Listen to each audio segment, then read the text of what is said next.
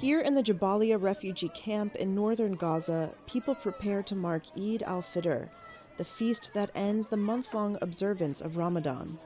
Amid the destruction, there is little cheer for Palestinians this year.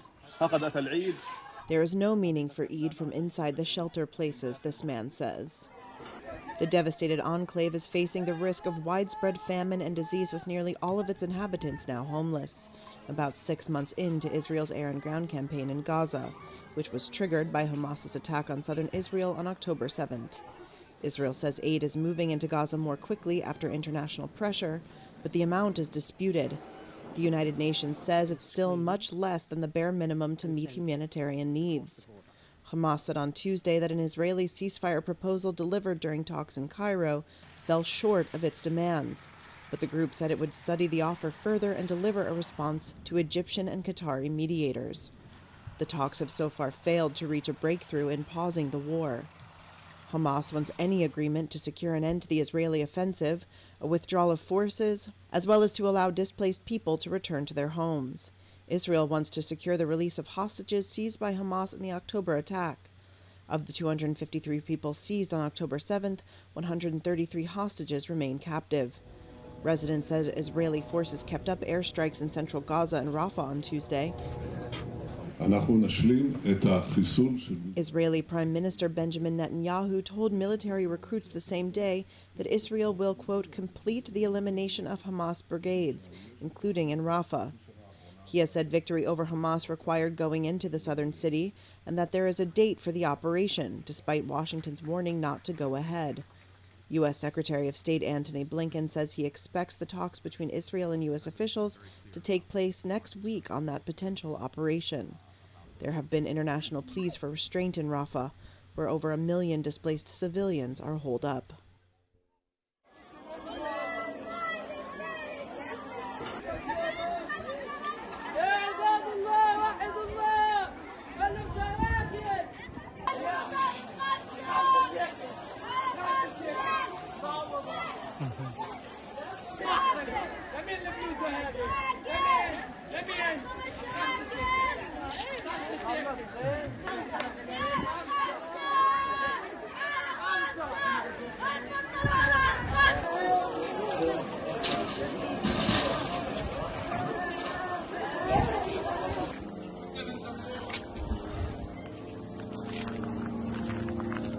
هذا الفيديو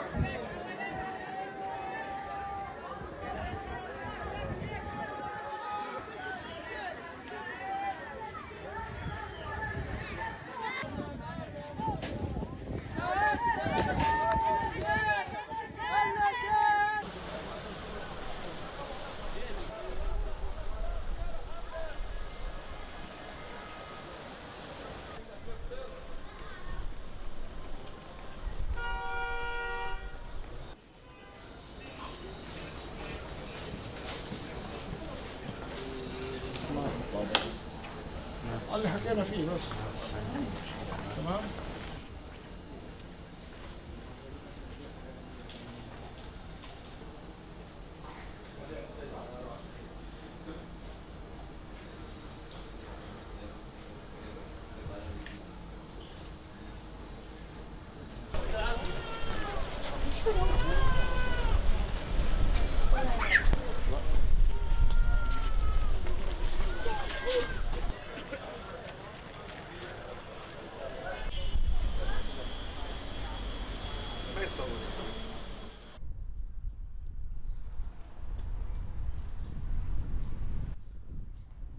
نزلنا شعار إنه تمر ومي، وتمر ومي معناه زي ما بنعرف هو حداد، إنه هلا بدل ما الناس بدها تسوي كحك العيد راح تحط بس تضيف الناس تمر بدها تيجي تزورها.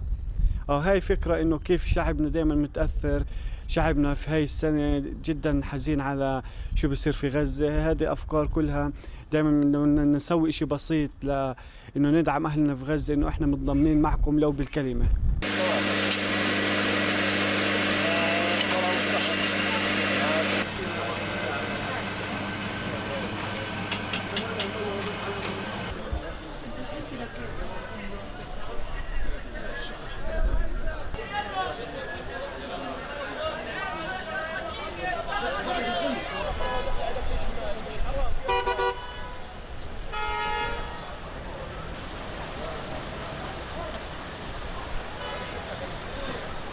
هذا مش عيد، هذا احنا مش عايشين بعيد، احنا في وضع كل الناس بشكل او باخر حادة مش معيدة، فمش شايف تحضيرات لعيد يعني. فيش تحضيرات، لا في كعك ولا شيء، حاطين قهوة وتمر وفيش، وبعدين الجو الفلسطيني تشله هي يعني ما فيش يعني، الأجواء بس بسلم مع بعض وصلة رحم على خوات على كذا وخلص وانتهى يعني، بس فيش فرحة.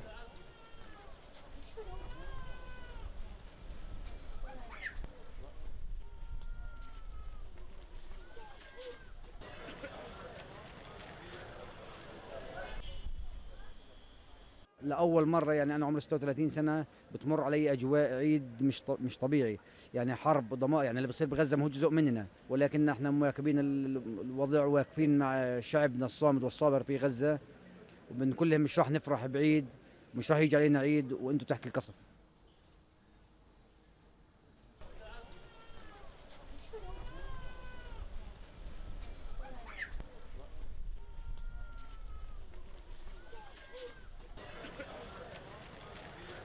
العام السابق كانت الحياة تختلف عن الأيام هذه، هلأ في حالة حرب في غزة، وبعدين العامل حاليا بيشتغلش، ورواتب الموظفين 70% لا بتقضي لا لأكل ولا لشرب ولا لكهرباء ولا مياه.